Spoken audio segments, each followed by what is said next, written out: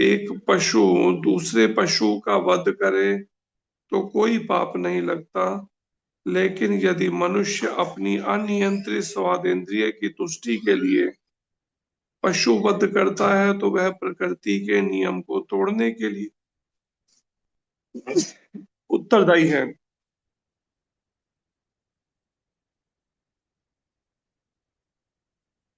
भगवत गीता में स्पष्ट रूप से प्रकृति के गुणों के अनुसार तीन प्रकार के कर्मों का उल्लेख है। सात्विक कर्म, राजसिक कर्म तथा तामसिक कर्म।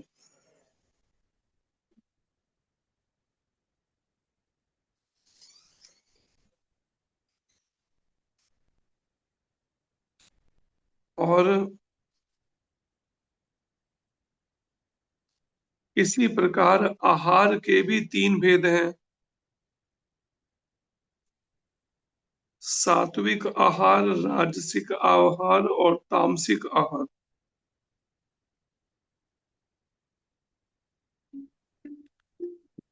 इन सब का विशद वर्णन हुआ है। और यदि हम भगवत गीता के उपदेशों का ठीक से उपयोग करें तो हमारा संपूर्ण जीवन शुद्ध हो जाए और अंततः हम अपने गंतव्य को प्राप्त कर सकेंगे जो इस भौतिक आकाश से परे है। यद गत्वा न निवर्तन्ते तद्धाम परमम मम।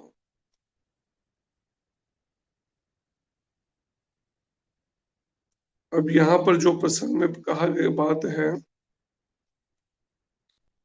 आगे श्रीमद् भगवत गीता के अध्यायों में भी ये सब वर्णन आएगा प्रसंगों का। प्रभुपाद जी कहते हैं ये सब वैदिक साहित्य मनुष्यों के लिए है, पशुओं के लिए नहीं है। लेकिन कितने लोग हैं इस वैदिक साहित्य का अभी लाभ उठा पा रहे हैं या पढ़ रहे हैं, आप देखिए। लगभग लोग खोल के कभी खोले भगवत गीता पढ़ी ही नहीं। कल ही शाम को तीन बच्चे बैठे थे, बस मैंने पूछा गीता कभी खोल के पढ़ी, कहता नहीं। दूसरे को पढ़ी नहीं। तीसरा कहता एक श्लोक पढ़ा था कभी किस समय में। मैंने कौन सा, कहते ये तो याद नहीं। आप विचार कीजिए।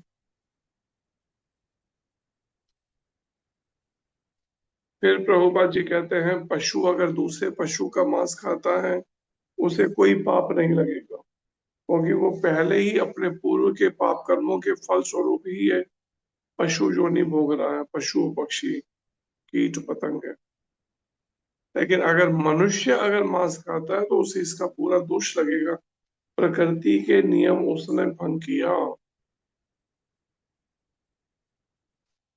और फिर प्रभुपाद जी कहते हैं गीता में ये भी सब वर्णन आएगा, प्रकृति के गुणों के अनुसार तीन प्रकार के कर्म होते हैं। सात्विक कर्म, राजसिक कर्म और तामसिक कर्म। और केवल कर्म ही नहीं होते तीन प्रकार के, प्रकृति के गुणों का तीन प्रकार के हमारे, हम जो भोजन करते हैं वो भी तीन तरह का होता है। सात्विक आहार, राजसिक आहार, तामसिक आहार। और फिर यदि हम भगवत गीता, यह गंतव्य सनातन आकाश या नित्य चिन्मय आकाश कहलाता है, जहां पर हमें पहुंचना है जीवन के अंत में। प्रभुपाद जी कहते हैं उसको क्या कहा जाता है, सनातन आकाश। सनातन जो सदा रहने वाला, प्रलय में सृष्टि हो जाए तो भी ऐसा वो उसका नाश नहीं होता, सनातन है।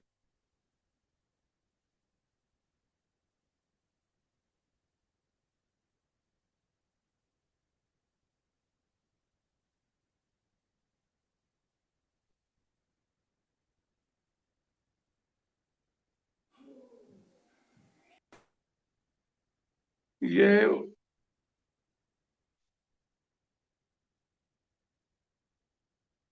सनातन आकाश या नित्य चिन्मय आकाश भी कहलाता है। ये नित्य चिन्मय आकाश।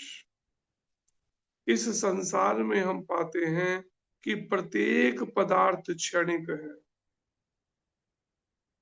यह उत्पन्न होता है, कुछ काल तक रहता है, कुछ गौण वस्तुएं उत्पन्न करता है, क्षीण होता है और अंत में लुप्त हो जाता है।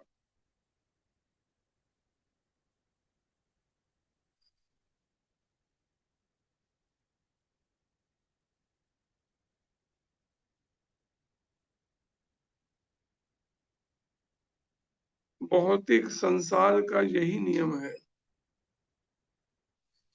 चाहे हम इस शरीर का दृष्टांत लें या फल का या किसी अन्य वस्तु का, किंतु इस क्षणिक संसार से परे एक अन्य संसार है जिसके विषय में हमें जानकारी है।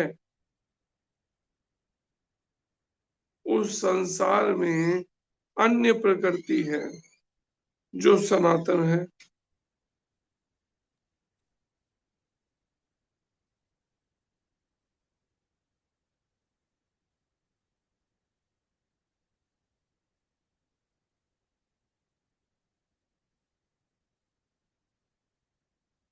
जीव को भी सनातन बताया गया है और 11वें अध्याय में भगवान को भी सनातन बताया गया है। हमारा भगवान के साथ घनिष्ठ संबंध है और चूंकि हम सभी गुणात्मक रूप से एक हैं, सनातन धाम, सनातन भगवान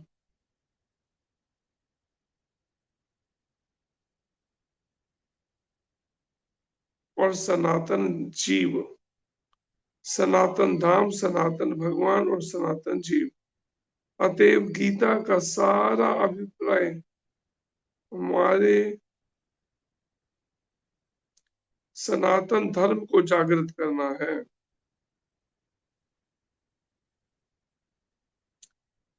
जो कि जीव की शाश्वत वृत्ति है।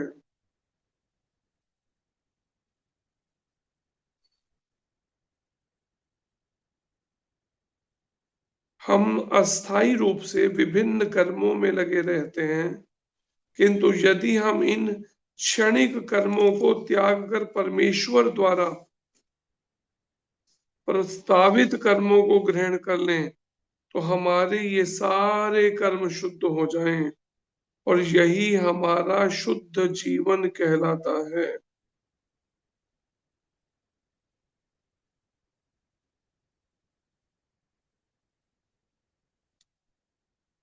अब ये विचार करिए, देखिए क्या कहा आखिर में कि हम टेम्परेरीली, अस्थायी रूप से कुछ न कुछ कर्मों में हम सब लगे रहते हैं, किंतु यदि हम इस क्षणिक कर्मों को त्याग कर, क्षणिक मतलब अभी तो कर्म कर रहे हैं लेकिन अधिक देर तक थोड़े समय में ही ये परिस्थितियां बदल जाएंगी, लेकिन क्षणिक कर्मों को त्याग कर परमेश्वर द्वारा प्रस्तावित कर्मों को ग्रहण कर लें तो हमारे ये सारे कर्म शुद्ध हो जाएं। यही हमारा शुद्ध जीवन कहलाता है। कोई ये बता सकता है? जरा जल्दी से हैंड रेज करो कि इन क्षणिक कर्मों को त्याग कर परमेश्वर द्वारा प्रस्तावित कर्मों को ग्रहण कर लें, क्या मतलब हो इसका? क्षणिक कर्मों को त्याग कर हम भगवान के द्वारा प्रस्तावित कर्मों को ग्रहण कर लें, इसका क्या मतलब हुआ? बोलिए पलक। हरे कृष्ण प्रभु जी। हरे कृष्ण। जैसे कि भगवान श्री कृष्ण ने भगवत गीता में उपदेश दिए हैं, उन उपदेशों पर चलना और भगवान की भक्ति करना, भगवान का उपदेश यही है। अगर उस पर हम चलते हैं तो हम, प्रभु जी आपकी स्टेटमेंट क्या थी, मैं भूल गई। आपने क्या किया प्रभु जी? ठीक है क्या? अधूरा पर नहीं, पूरा ठीक नहीं है। स्टार्टिंग तो थोड़ा सा लग रहा था ठीक कर रहा, लेकिन बाद में फिर वो हो गया, अधूरा रह गया बात। जी बोलिए मैं भूल। शुभम जी। हरे कृष्णा प्रभु जी, धन्यवाद प्रणाम। प्रभु जी, प्रामाणिक गुरु साधु शास्त्र के आधार पर हम अपने जो कर्मों को हमें उन बेसिस पर हमें करना चाहिए।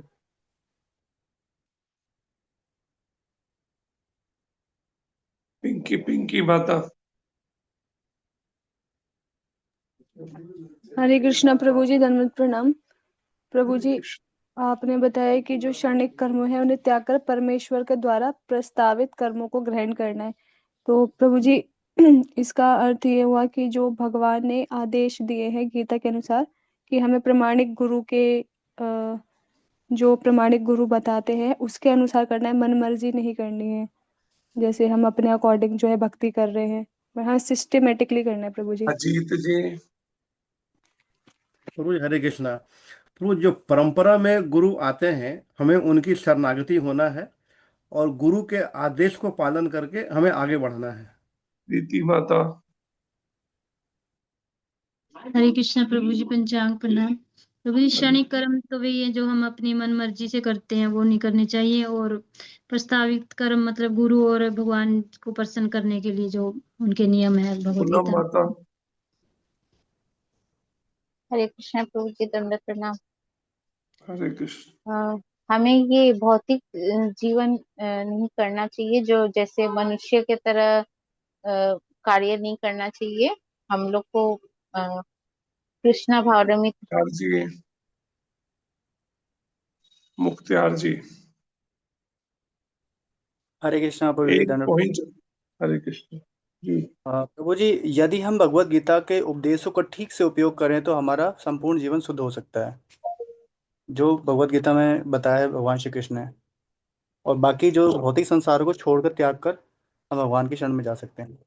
तो हम सलिश जी। हरे कृष्ण प्रभु जी, अपना हरे कृष्ण। प्रभु जी, भौतिक कर्मों को त्याग कर गुरु के आदेश में भक्ति में कर्म करने। रोहिणी माता। हरे कृष्ण प्रभु जी। हरे कृष्ण। प्रभु जी, हमें प्रामाणिक गुरु के सानिध्य में रह के कृष्णा भावना भावित कर्म करने चाहिए। ट्विंकल माता। हरे कृष्णा प्रभु जी, दंडवत प्रणाम।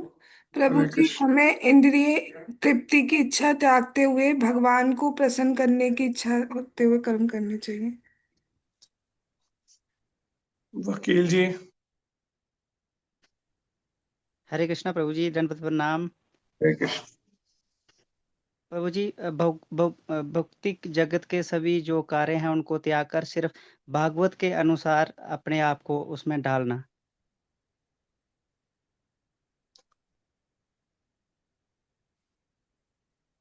मुख्तियार जी हो गया आपका? ठीक है। प्राण गोपाल प्रभु।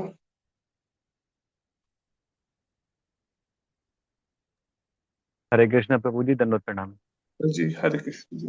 प्रभु प्रभु जी, जैसे भगवत गीता में आगे हमें बताया गया है 1866 में, सर्वधर्मान परित्यज्य, सारे भी जो भौतिक कर्म है हमें उन्हें छोड़कर जो 434 में भगवान श्री कृष्ण ने अर्जुन को बताया है कि गुरु की शरण करना चाहिए, ग्रहण करके कर्म करना चाहिए, वैसे ही हमें कर्म करना चाहिए अन्य सारे धर्मों को छोड़कर।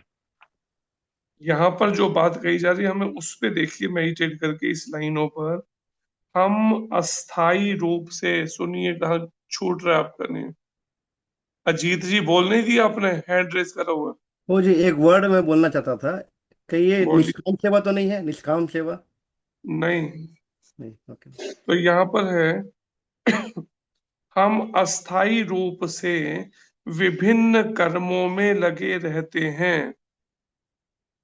टेम्परेली तरह तरह के कर्मों में हम भले लगे रहते हैं, किंतु यदि हम इन क्षणिक कर्मों को त्याग कर परमेश्वर द्वारा प्रस्तावित कर्मों को ग्रहण कर लें तो हमारे ये सारे कर्म शुद्ध हो जाएं। ये प्रस्तावित कर्म क्या है?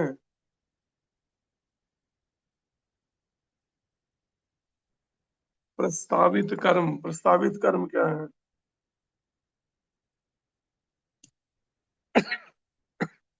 बोलिए पिंकी माता। हरे कृष्णा प्रभु जी, धन्यवाद प्रणाम। प्रभु जी, जैसे इससे पहले आपने बताया था भूमिका में भगवान ने 4 वर्ण और आश्रम दिए हैं, तो उनके अनुसार जब हम करते हैं तो वो है तो प्रभु जी। पहले पहले कहाँ पे होश ध्यान चला गया था, अब याद आ रहा है। चार वर्ण चार का पहले का खो गई थी, पहले नहीं ध्यान किया था इस बात पर। वर्णाश्रम कोई बोलता, क्योंकि भगवत गीता में शुरुआत में जो बात की गई है, शुरू प्रस्तावित कर्म जो है हर जीव के लिए क्या है, वर्णाश्रम धर्म के अनुसार प्रस्तावित पहले शुरू में किया गया। बाद में फिर उसको करके सारे कर्मों को, अगर कर्मों को या कर्म फलों को उसको छोड़ते हुए तब किया जाए, एक अलग बात है। पूरे समर्पित होके निष्काम भावना वो सब, लेकिन शुरुआत में क्या है, परमेश्वर द्वारा प्रस्तावित कर्म क्या है। जैसे प्रभुपा जी कहते थे ना, अगर थोड़ा समय और होता तो प्रभुपा जी वर्णाश्रम धर्म की यूनिवर्सिटीज खोलना चाहते थे, कि जहां पर प्रभुपाद ने कहा मेरे शिष्य अगर करें तो इस कार्य को करें मेरे बाद में, इस बात को कि वर्णाश्रम धर्म की यूनिवर्सिटी, स्कूल, कॉलेजेस ये खोले, जिसमें उसके स्वभाव को देखते हुए, जाति के अनुसार नहीं, उसके गुण और कर्मों के आधार पर उसके स्वभाव को देखते उसके अनुसार उसको वर्णाश्रम धर्म के अनुसार फिर उसको स्टडी करवाई जाए, या कर्मों को करने के लिए उसको तब सिखाया जाए उसे। और फिर प्रस्तावित कर्मों को पहले ग्रहण करना, फिर उसके बाद तो हमारे ये सारे कर्म शुद्ध हो जाएं। तो ये जो सारे कर्म शुद्ध हो जाए वाली बात अगर आए, यही हमारा शुद्ध जीवन है। तो सारे कर्म शुद्ध हो जाए, वो फिर है कृष्ण भावना भावित कर्म का, पूरी तरह से भगवान कृष्ण को सेंटर करते हुए फिर वो सारे कर्म अपने करें। लेकिन वहां पर भी अगर देखा जाए तो समझता उसके वर्णाश्रम धर्म के अनुसार उसको, उसका एक स्वभाव बन जाता है, एक नेचर उसके अनुसार। क्या कहते हैं इस बारे में प्राण गोपाल जी, जरा बोलिए। कृष्ण को भले सेंटर करें, प्राण गोपाल जी जी प्रभु जी, हरे कृष्ण, दंडवत प्रणाम प्रभु जी। क्या इस बारे में कहेंगे आप? प्रभु जी, जैसे कि आपने अभी बताया कि श्रीला प्रभुपाद की जो अंतिम इच्छा थी वो यही थी कि वर्णाश्रम धर्म के हिसाब से सबको चलना चाहिए।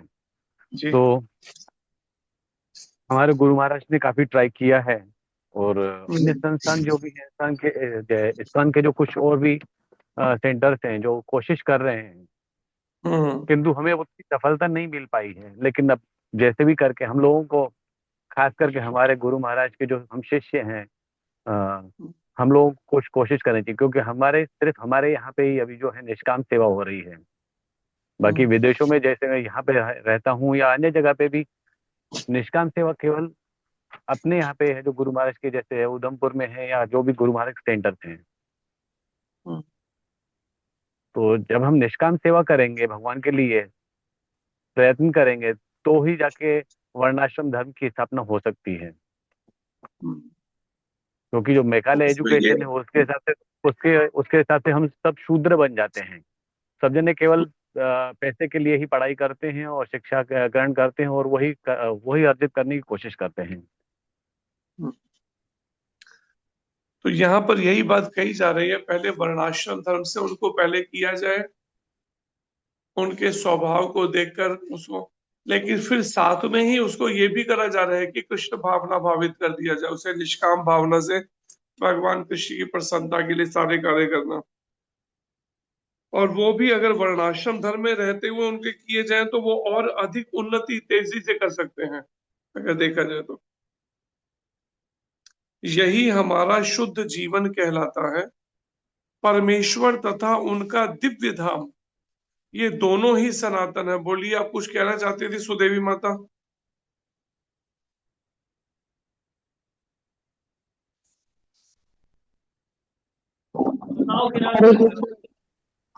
हरे कृष्ण प्रभु जी, धन्यवाद प्रणाम।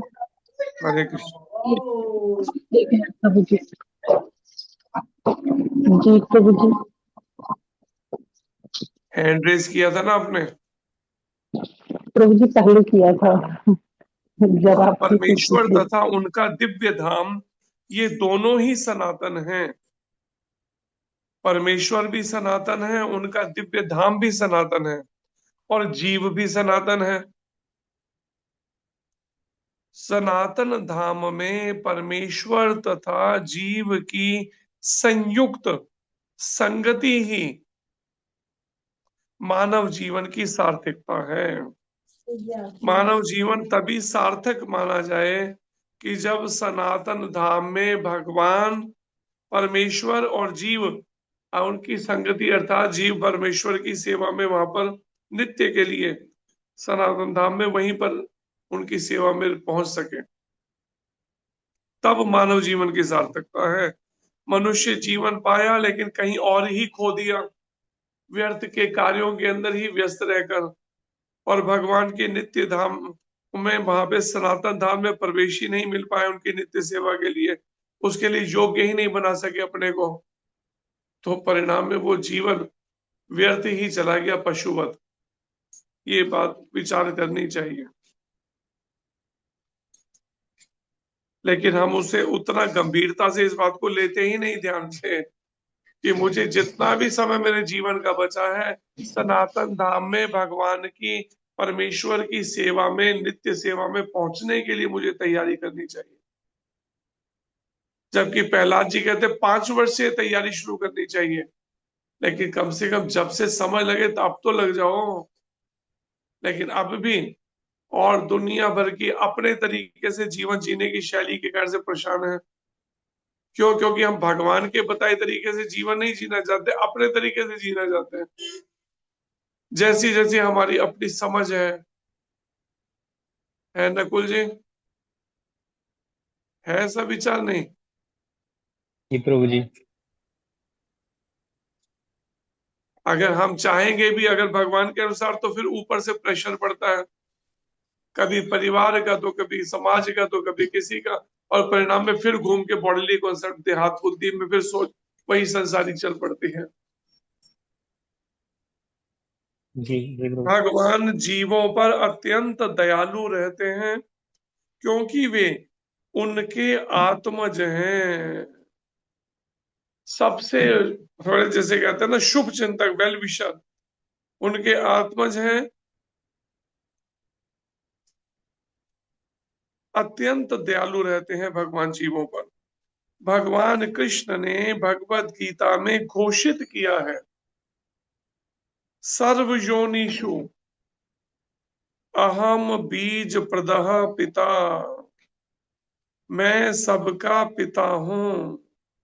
निस्संदेह अपने अपने कर्मों के अनुसार नाना प्रकार के जीव हैं, लेकिन यहाँ पर श्री कृष्ण कहते हैं कि वे उन सबके पिता हैं। जीव भले नाना प्रकार के हो लेकिन पिता एक ही है सबके, वो नाना प्रकार के नहीं है, पिता एक ही है। जो भगवान ने कहा अहम बीज प्रदापिता, सभी के पिता हैं भगवान श्री कृष्ण। अतएव भगवान उन समस्त पतित बद्ध जीवों का उद्धार करने तथा उन्हें सनातन धाम वापस बुलाने के लिए अवतरित होते हैं। विचार कीजिए जरा, सोचिए इस बात पे। समस्त पतित बद्ध जीवों, समस्त पतित बद्ध जीवों का उद्धार करने और उन्हें सनातन धाम वापस बुलाने के लिए अवतरित होते हैं, जिससे सनातन जीव भगवान की नित्य संगति में रहकर अपनी सनातन स्थिति को पुनः प्राप्त कर सके। लेकिन कितने इसके लिए तैयार हैं जरा सोचिए। कितने तरह से हम माया जो है अपने तरीके जीव को उलझाए रखने के लिए कैसे भी करके उसको इस परिस्थिति भगवान को समर्पित हो सके उसके लिए नहीं बनने देते, तरह तरह से उलझाए रखती है उसके विचारों, टेंस है, फ्रस्ट्रेट है इसी बात। क्यों? या तो अपने मन के अनुसार जीवन जीना चाहते हैं, या फिर माता पिता के बताए तरीके से जीवन जी, या फिर पत्नी या पति के बताए तरीके से, या फिर बच्चों के गाइडेंस के अनुसार, और नहीं तो फिर समाज में ही जो सलाहकार इतने सारे हैं बने हुए। और परिणाम चटनी किसकी बनती रहती है? उस जीव की। उसके वो बेचारा होश ही नहीं, तो ऐसा कंफ्यूज रहता है, हर समय टेंस है, हर समय टेंस है। आखिर में थक हार के फिर डिप्रेशन की गोलियां खानी शुरू कर देगा और स्ट्रेस हो गया। कैसी विचित्र स्थिति मतलब जीव की। और जो कुछ इक्के दुक्के पक्के हैं वही निकल पाते हैं। जैसे वो हमारी ये गुरु बहन ने कहा ना, महाराज बताते हैं, उसको लड़के वाले देखने के लिए आए, घर वालों ने कोई रिश्ते तो बुलाए होंगे लड़के उसको देखने अपनी बेटी के लिए।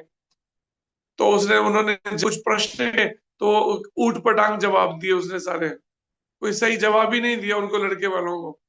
अब जब वो चले गए तो वो क्या कहती है, वो गुरु बहन कहती है कि आपकी इच्छा अगर शादी करनी है तो कर दो, पर ये ध्यान रखना दो में से फिर एक ही रह जाएगा।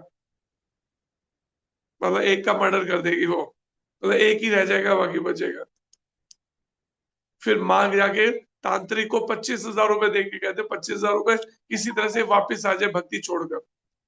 जो यहाँ पर वर्णन है कि इस तरह की कोई ट्रेनिंग भगवान बुलाना चाहते हैं अपने सनातन धाम, वो चाहती है वापस उसी संसारिक जीवन में वापस आ जाए, मोह माया के अंदर आ सकते। लेकिन वो भी बेचारी की दाल नहीं गल पाई, चल पाई उसकी। और बाद में जब आके उसने देखा उसको, उसका रिजल्ट, तो कहते कि मेरी बेटी तो पता नहीं क्या कहते स्वर्ग में रह रही है, क्या कुछ ऐसा शब्द बोला था। सनातन जीव भगवान की नित्य संगति में रहकर अपनी सनातन स्थिति को पुनः प्राप्त कर सकें, इसलिए भगवान इस तरह का धरती पर अवतरित होकर खुद अपने आचरण से, अपनी लीलाओं के द्वारा हमें बताना चाहते हैं, अगर कोई भक्ति पूर्ण कर ले तो मेरे धाम में वो कैसे रह सकता है मेरे साथ में नित्य आनंद में, गोपियां गो बालकों की तरह, ब्रजवासियों की तरह। भगवान स्वयं नाना अवतारों के रूप में अवतरित होते हैं, या फिर अपने विश्वस्त सेवकों को अपने पुत्रों, पार्षदों या आचार्यों के रूप में इन बद्ध जीवों का उद्धार करने के लिए भेजते हैं। जैसे शिला प्रभुपाद जी नहीं कहते मेरे को भी भेजा, अपना नहीं बोलते हैं, पूरा बोलेंगे लेकिन अपना नाम नहीं बोलेंगे, बिल्कुल कहीं पे भी विनम्रता देखो। ये नहीं कहते मैं भी इसीलिए आया हूं, अपना नहीं बोल रहे, पूरी स्टोरी सुना रहे पूरी बात को। कि फिर अपने विश्वस्त सेवकों को अपने पुत्रों, पार्षदों या आचार्यों के रूप में इन बद्ध जीवों का उद्धार करने के लिए भेजते हैं। अतएव सनातन धर्म किसी सांप्रदायिक धर्म पद्धति का सूचक नहीं है। ये हमारा जो सनातन धर्म है ये कोई संप्रदाय नहीं है, जैसे बना ना हिंदू, मुस्लिम, सिख, ईसाई, जैनी और पता नहीं क्या कितने सारे बने हुए अलग अलग, ब्रह्म कुमारी, राधा स्वामी, निरंकारी, तरह तरह के सब। लेकिन ये सनातन धर्म संप्रदाय नहीं है। ये क्या है, वास्तव में ओरिजिनली भगवान ने मनुष्य जाति के लिए, मनुष्यों के लिए जो भी नियम कानून बताए, जिसके द्वारा हम धर्म, अर्थ, काम, मोक्ष, आखिर में मोक्ष की प्राप्ति कर सके, उसी को ही सनातन धर्म कहा गया है। और ये संसार के सारे मनुष्यों के लिए है, ये किसी संप्रदाय या जाति के लिए नहीं है।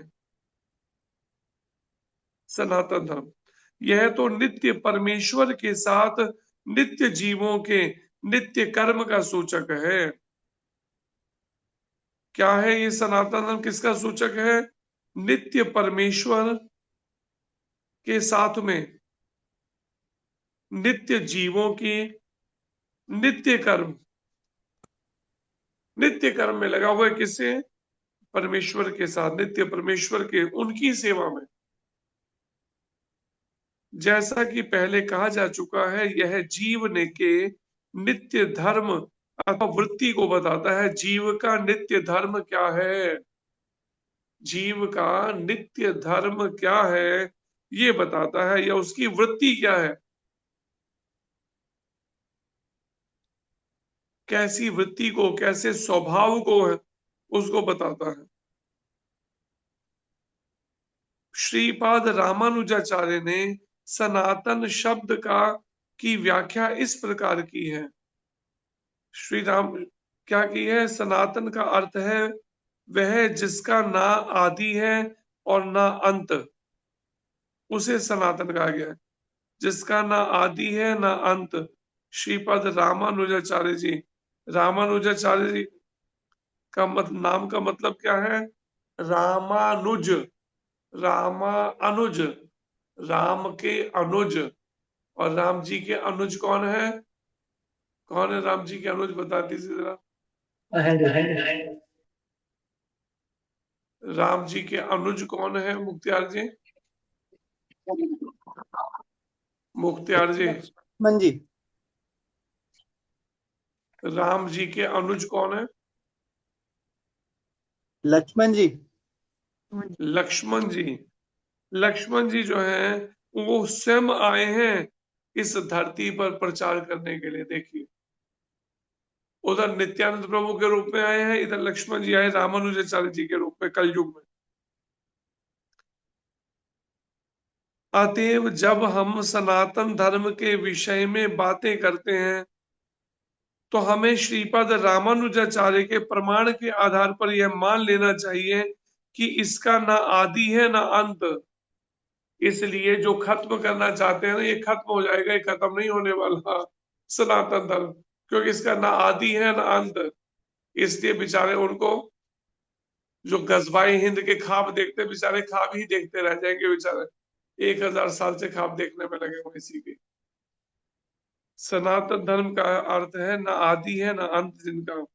अंग्रेजी का रिलीजन शब्द सनातन धर्म से थोड़ा भिन्न है। रिलीजन शब्द का अर्थ जो है, रिलीजन का अर्थ धर्म नहीं है। यह सनातन धर्म, रिलीजन का अर्थ है विश्वास। और रिलीजन से विश्वास का भाव सूचित होता है, और विश्वास परिवर्तित हो सकता है। किसी का विश्वास परिवर्तित हो सकता है। कहीं अगर एक जगह मेरा विश्वास नहीं बना, मैंने कहीं और विश्वास कर लिया, वहां भी नहीं बना, कहीं और विश्वास। लेकिन धर्म तो केवल जीव का एक ही है, वो है सनातन धर्म। वो परिवर्तित नहीं होता। किसी को एक विशेष विधि में विश्वास हो सकता है, किसी को एक विशेष विधि में विश्वास हो सकता है, और वह इस विश्वास को बदलकर दूसरा अपना सकता है, दूसरी किसी विधि को अपना सकता है। लेकिन सनातन धर्म उस कर्म का सूचक है जो बदला नहीं जा सकता। सनातन धर्म उस कर्म का सूचक है जो बदला नहीं जा सकता। उदाहरणार्थ, ना तो जल से उसकी तरलता विलग की जा सकती है। मुझे जल चाहिए लेकिन वो तरल नहीं होना चाहिए, मोटा होना चाहिए, गाढ़ा होना, कुछ ऐसा अलग से कुछ उसके स्वभाव को नहीं बदला। जैसे अग्नि से उसकी तपिश को अलग नहीं किया जा सकता, ऊष्मा को अलग नहीं कर सकते।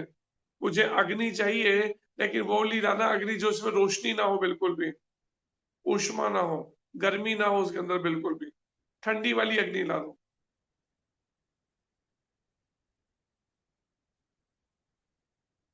ठीक इसी प्रकार जीव से उसके नित्य कर्म को विलग नहीं किया जा सकता। सनातन धर्म जीव का शाश्वत अंग है। अतएव जब हम सनातन धर्म के विषय में बात करते हैं तो हमें श्रीपद रामानुजाचार्य के प्रमाण को मानना चाहिए। उसका ना को तो आदि है ना अंत। जिसका आदि व अंत ना हो वह सांप्रदायिक नहीं हो सकता। वह सांप्रदायिक नहीं हो जिसका आदि अंत ना हो, क्योंकि उसे किसी सीमा में नहीं बांधा जा सकता।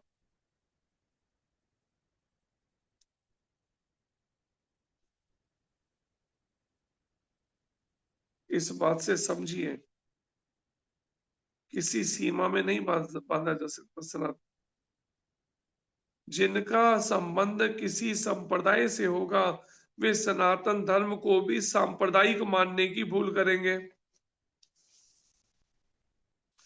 किंतु यदि हम इस विषय पर, यह ना कि जिसका संबंध किसी संप्रदाय से होगा, सनातन धर्म को भी वे सांप्रदायिक मानने की भूल करेंगे। इसलिए जिन्होंने इसको सांप्रदायिक माना उन्होंने नाम बदल के क्या कर दिया, सनातन धर्म को सांप्रदायिक मानने के कारण हिंदू धर्म कर दिया। जबकि हिंदू शब्द ही नहीं है पूरी गीता भागवत रामायण वेदों में। लेकिन हिंदू कहाँ से आया? सांप्रदायिक जिन्होंने माना सनातन धर्म को, एक संप्रदाय के दायरे में बांधने की कोशिश की, उन्होंने उसको एक हिंदू करके एक पहचान दे दी है सांप्रदायिक बनाते हुए। किंतु यदि हम इस विषय पर गंभीरता से विचार करें और आधुनिक विज्ञान के प्रकाश में सोचें,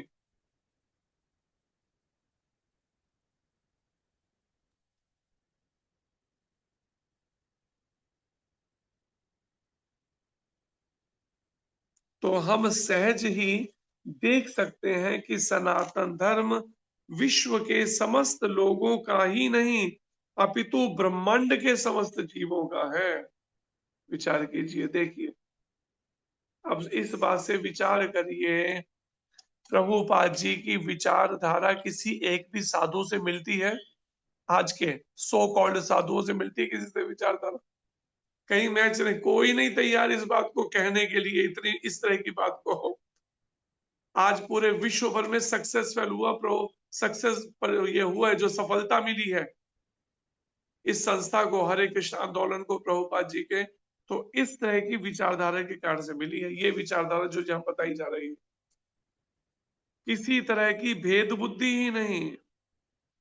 सनातन धर्म विश्व के समस्त लोगों के लिए नहीं है अपितु ब्रह्मांड के समस्त जीवों का है।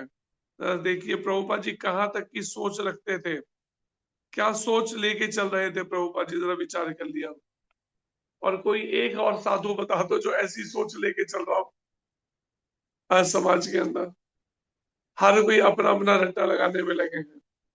अगर ब्रह्म कुमारी का प्रचार हुआ तो उन्होंने क्या किया, ब्रह्मा जी की जगह अपने गुरु को लेखराज जी को बैठा दिया, लेखराज सिद्धि जो थे उनको बैठा दिया और शुरू हो गए बस उसी से। मतलब कहीं ना कहीं सकुचित विचारधारा में अपने को अलग को देना चाहते हैं, सनातन धर्म से अलग पहचान, अपनी तरह की अलग। करेंगे क्या ये अलग अलग की पहचान बनाकर, जब एक हमारी पहचान ऑलरेडी भगवान ने दे रखी है सनातन धर्म के अनुसार, कि जो शाश्वत है, जिसका आदि नहीं अंत नहीं, और जो भगवान ने मनुष्य जाति के लिए, मनुष्यों के लिए जो नियम बनाए, नियम बताए, मनुष्य जीवन कैसे जीना चाहिए, उससे हटकर अपनी एक अलग जीवन शैली निकालनी है। सबका अलग अलग अपना है, एक एक। भले ही असनातन धार्मिक विश्वास का मानव इतिहास के पृष्ठों में कोई आदि हो, लेकिन सनातन धर्म के इतिहास का कोई आदि नहीं होता। जो सनातन नहीं है उनका फिर होगा, कोई शुरुआत है कहीं अंत है इन पंथों का, संप्रदायों का। जो सनातन नहीं है असनातन है, लेकिन सनातन धर्म के इतिहास का कोई आदि नहीं होता। प्रभुपाद जी कह रहे हैं क्योंकि यह जीवों के साथ शाश्वत चलता रहता है।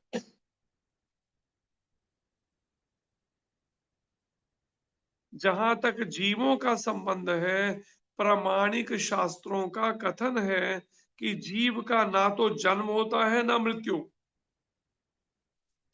गीता में कहा गया है कि जीव ना तो कभी जन्मता है ना कभी मरता है, वह शाश्वत तथा अविनाशी है। शाश्वत है तथा अविनाशी है, सदा रहने वाला है जीव, और अविनाशी कभी नष्ट नहीं होता, और इस क्षण भंगुर शरीर के नष्ट होने के बाद भी रहता है। ये जीवात्मा क्षण भंगुर शरीर के नष्ट होने के बाद भी रहता है। सनातन धर्म के स्वरूप के प्रसंग में हमें धर्म की धारणा को संस्कृत के मूल शब्द के अर्थ से समझना होगा। अगर सनातन धर्म के स्वरूप को हम जानना चाहते हैं, क्या स्वरूप है सनातन धर्म का, तो संस्कृत का जो मूल शब्द है उसका अर्थ से समझना होगा। क्या मूल शब्द? धर्म का अर्थ है जो पदार्थ विशेष में सदैव रहता है। जो पदार्थ विशेष में सदैव रहता है वो धर्म कहलाता है। क्या मतलब हुआ जरा बता दीजिए। नीचे वैसे दिया है, आप पढ़ के नीचे का भी देख सकते हैं। इसका मतलब जैसे अग्नि का धर्म है ऊष्मा देना, ये तथा प्रकाश देना, ये सदैव रहते हैं अग्नि में धर्म। अग्नि से उसके इस धर्म को दूर अलग नहीं किया जा सकता। ऊष्मा तथा प्रकाश के बिना अग्नि शब्द का कोई अर्थ नहीं होता। इसी प्रकार हमें जीव के उस अनिवार्य अंग को ढूंढना चाहिए।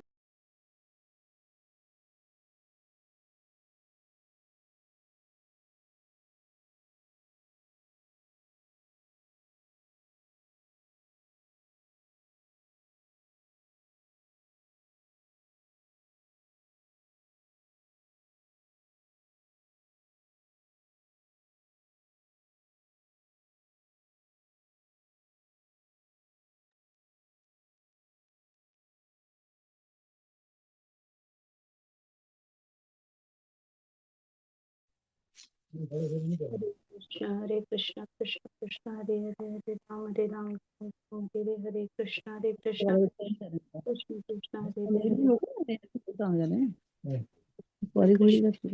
कृष्ण कृष्ण हरे हरे हरे राम राम राम कृष्ण कृष्ण हरे राम।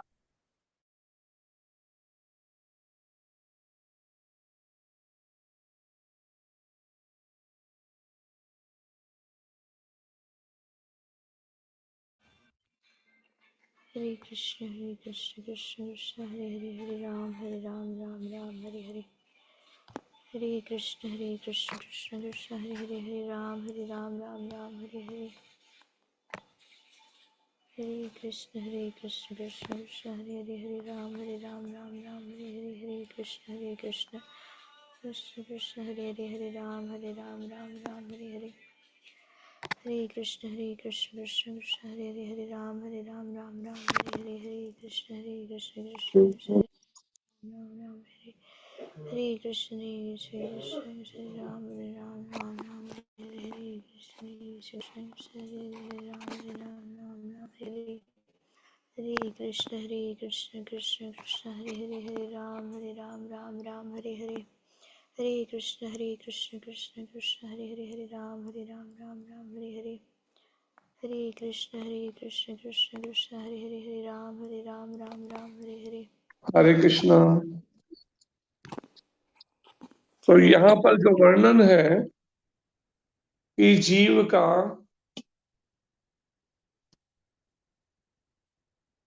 जो नित्य सहचर है उसकी यहाँ पर बात हो रही है। प्रभुपाद जी कहते हैं जीव के उस अनिवार्य अंग को ढूंढना चाहिए जो उसका चिर सहचर है। यह चिर सहचर उसका शाश्वत गुण है और यह शाश्वत गुण ही उसका नित्य धर्म है। कौन बताएगा इसका, जरा बताइए जल्दी से, ये क्या है, इसका मतलब हुआ। जीव का चिर सहचर कौन है? ये चिर सहचर जीव का जिसकी यहाँ बात हो रही है पिंकी माता, ये चिर सहचर कौन है? हरे कृष्ण प्रभु जी, दंडवत प्रणाम। प्रभु हरे जी, कृष्ण। जैसे हमारे हृदय में जीवात्मा भी है और परमात्मा भी है, तो वो मतलब हमारे वो चिर सहचर हैं। यह चिर सहचर उसका शाश्वत गुण है, और ये बात कैसे जोड़ेंगे उसमें, शाश्वत गुण है। प्रभु जी, सच्चिदानंद। नहीं, एक बात हो ना, या तो आपने कहा ईश्वर से, परमात्मा से, या फिर यहाँ अर्थ दूसरा लिया जाए कोई। उर्वशी माता, एक अर्थ कोई बताइए क्या है। हरे कृष्ण प्रभु जी, दंडवत प्रणाम। हरे कृष्ण। प्रभु जी, जीव का जो चिर सहचर अर्थात शाश्वत गुण यही है कि सेवा करना। जीव का चिर सहचर, मतलब एक सेवा तो करना, सहचर, किसी ना किसी रूप सहचर में का सेवा मतलब ही तो कर यही रहे हैं। होता है जैसे पहले बताया पिंकी माता ने कि सहचर तो एक उसके साथ साथ कोई उनका कोई मित्रवत जैसे साथ में, वो तो परमात्मा ही है जीवात्मा के साथ। लेकिन फिर आगे क्या कह दिया, यह चिर सहचर उसका शाश्वत गुण है, यहाँ पर फिर अर्थ बदल जाता है फिर दोबारा से। चिर प्रभु जी सहचर उसका शाश्वत गुण है। प्रभु जी इसमें तो यही व्याख्या की कि जो जीव का जो परम जो मतलब जो नेचर है वो सेवा करना है, चाहे हम मनुष्यों की सेवा करें या फिर अर्थात हमें सेवा तो प्रभु की ही करनी चाहिए, लेकिन हम एक दूसरे की सेवा में लगे हुए हैं रिश्तों में। नहीं, चलो वो शाश्वत गुण मान ले, सेवा करना, पर सहचर क्यों लगाया जा रहा है यहाँ पे शब्द? यहाँ पे चिर सहचर क्यों, सहचर शब्द दोबारा क्यों लगाया जा रहा है? सेवक के रूप में प्रभु जी। सोनिका माता। हरे कृष्ण प्रभु जी, पांचांग प्रणाम। प्रभु हरे जी इस लाइन का मतलब ये कि जो जीव है उसका उसका शाश्वत गुण है एटर्नल एसोसिएट होना भगवान का, धाम में उनकी सेवा के रूप में, और यहाँ पर हमेशा उनके साथ होते, चाहे हम भौतिक जगत में हो चाहे हम आध्यात्मिक जगत में हो। जीव और यह भगवान से हमेशा शाश्वत गुण ही उसका नित्य धर्म भी है, नित्य धर्म भी है, साथ में फिर कह दिया। उसका जो नित्य धर्म है वो यही है कि वो भगवान की हमेशा सेवा करता है, उनके साथ में रह के उनके एसोसिएट जो भी उनकी सेवा होती है वो करता रहे। सोनिका माता।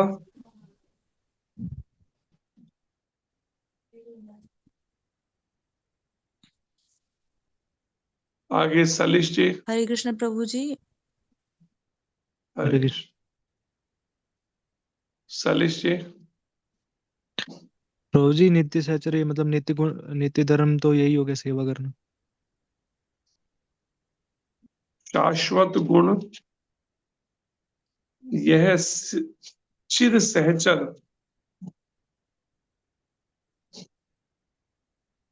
सर्वमंगला माता। हरे कृष्ण प्रभु जी। नित्य दास प्रभु जी। नित्य दास जीवेर स्वरूप है, पर यहाँ पे चिर सहचर उसका शाश्वत गुण है।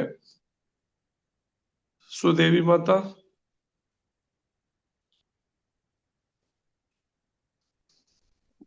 हरे कृष्ण प्रभु जी, कोटि कोटि धन्यवाद प्रभु जी। जीवन स्वरूप हरे कृष्ण नित्य दास। प्राण गोपाल जी। हरे कृष्ण प्रभु जी, मेरा उत्तर भी यही था कि जीवेर स्वरूप है कृष्णेर नित्यदास। पूनम माता। हरे कृष्ण प्रभु जी। भक्ति प्रभु जी। भक्ति। मुक्तियार जी। हरे कृष्ण प्रभु जी। प्रभु जी भगवान के अंश। भगवान के अंश।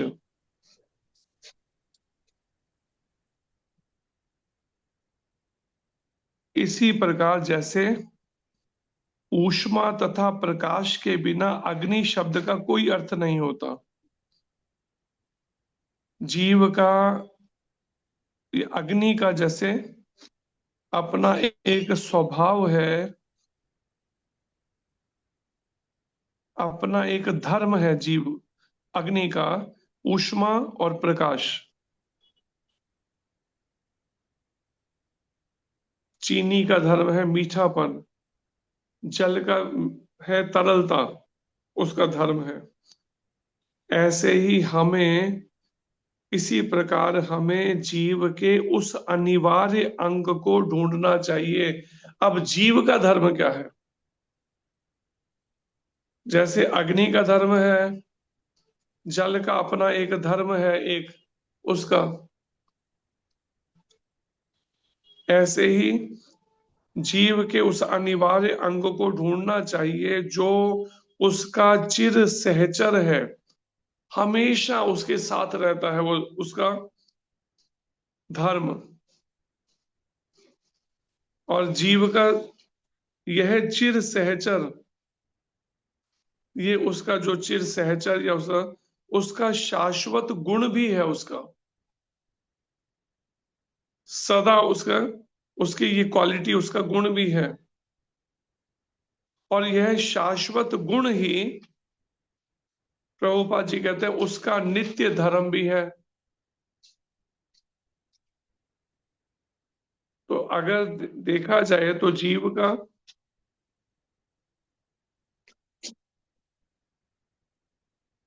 धर्म है भगवान की सेवा करना, नित्य धर्म है उसका सेवा। कई बार गुरु महाराज ये बात बताते हैं, जीव का धर्म है कि वो सेवा करे। ए बी की बी, सी की सी, ए की सेवा कर रहा है, लेकिन कोई भी संतुष्ट नहीं है।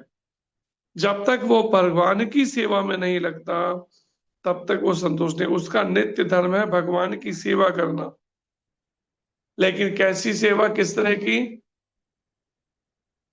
कृष्णेर नित्य दास जीवे, नित्य दास्य भाव से उनकी सेवा करना। और जब तक हम भगवान की सेवा में नहीं लगते, इन इंद्रियों की, मन की, परिवार की, कुटुंब की, समाज की, देश की, विश्व की सेवा में लगे हैं, इन सब से भले थोड़ी देर के लिए हमें संतुष्टि लगे, लेकिन इससे शाश्वत हमें वो आनंद की प्राप्ति नहीं हो पाएगी। वो तो केवल प्रभु की सेवा से ही होगी, भगवान की नित्य सेवा करने से। जीव का धर्म है सेवा, महाराज बार बार बोलते हैं, तो जीव का धर्म है सेवा। या फिर जिसे कहते हैं भक्ति का अर्थ है सेवा, सेवा का अर्थ है भक्ति। किसकी? श्री कृष्ण की। कैसी? निष्काम सेवा। तो जीव का धर्म है सेवा। तो यहाँ पर नित्य धर्म, उसके सहचर हमेशा उसे सेवा। किस तरह की, किस भाव से सेवा? दास्य भाव से सेवा।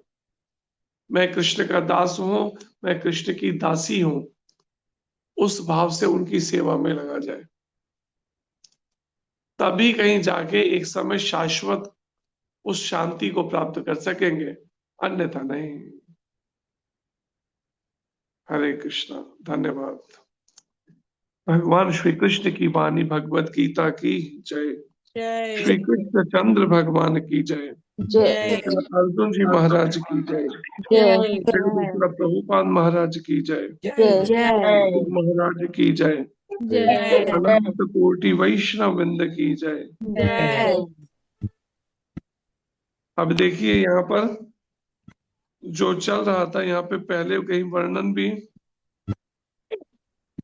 अभी कहाँ पर खत्म किया था, लास्ट यहाँ लिखा भी है,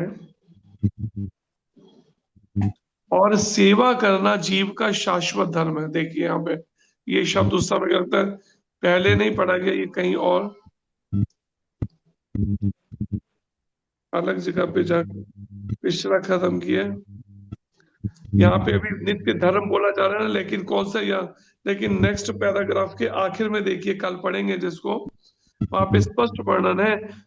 हम यह निष्कर्ष निकाल सकते हैं कि सेवा जीव का चिर सहचरी है। देखिए सेवा ही आया फिर अर्थ। दास्य भी जो है ठीक है, दास्य भाव से, लेकिन शब्द का आंसर जो निकला, मैंने भी सच बताऊं ना, मैंने ये अभी अब जाके पढ़ा है। ये अगर पहले पढ़ते हो तो जरूर यहाँ से टकल हो जाती, लेकिन मैंने फिर गुरु महाराज की प्रेरणा से आखिर में मैंने सोचा शायद आप में से कोई बोलेगा, फिर आखिर मैंने कहा कि ये सेवा पे ही बोलते हैं, लेकिन ये कहीं गलत ना हो, मन में एक विचार था कहीं गलत आंसर ना हो जाए, लेकिन ये आ गया, प्रभुपाद जी ने खुद ही कह दिया, सेवा जीव की चिर सहचरी है और सेवा करना जीव का शाश्वत धर्म, सनातन धर्म है। सेवा शब्द आया है फिर यहाँ पर। हरे कृष्ण। कल इस पे चर्चा करेंगे।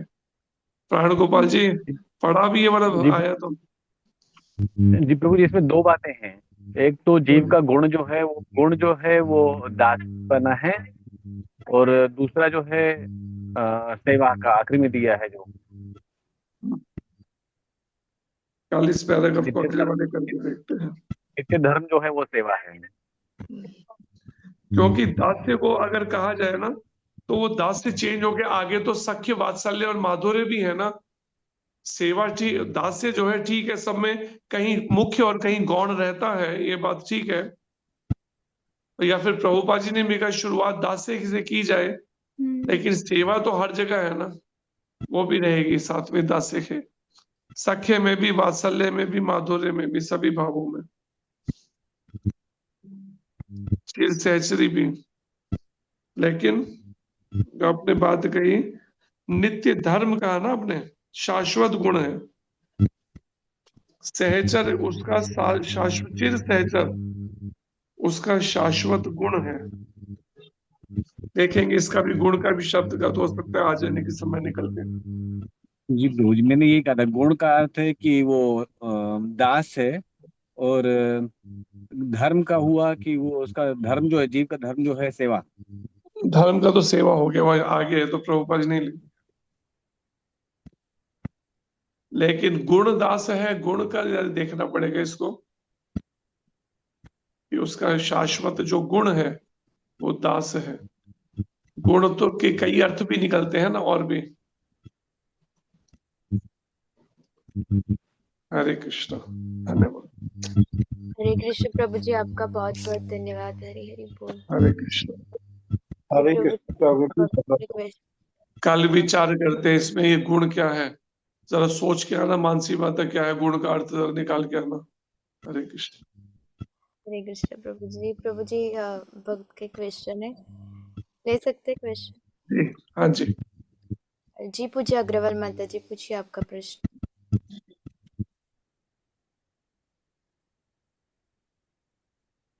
हरि बोल पूज्य अग्रवाल माता जी। हरे कृष्णा प्रभु जी, सादर प्रणाम। हरे कृष्ण जी। प्रभु जी, मेरा ऐसे कोई प्रश्न तो नहीं है, बट एक मतलब वही है कि साधना को लेके एक दिक्कत है घर में, भोग वोग बनाने के लिए प्रभु जी, चप्पलों को लेके है रसोई की।